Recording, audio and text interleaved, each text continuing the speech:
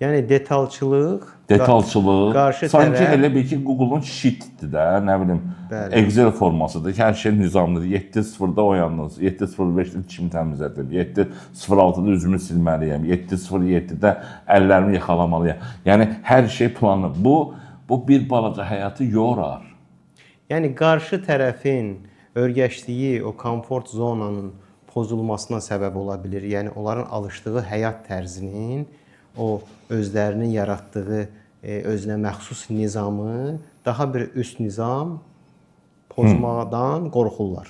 Qorxurlar, çünki belə deyək də, həddindən artıq nizam-intizamının həddindən artıq. Yəni belə deyək də, bir şey artıqdırsa ciddi problemdir.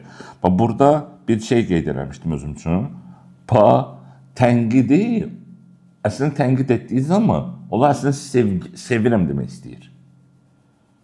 Təmizləyir, mən səni düzəltməyə çalışam demək istəyir. Sevirəmsə mən səni düzəltməliyəm. Olan sevgi dili odur. Onlar heç vaxt deməz I love you.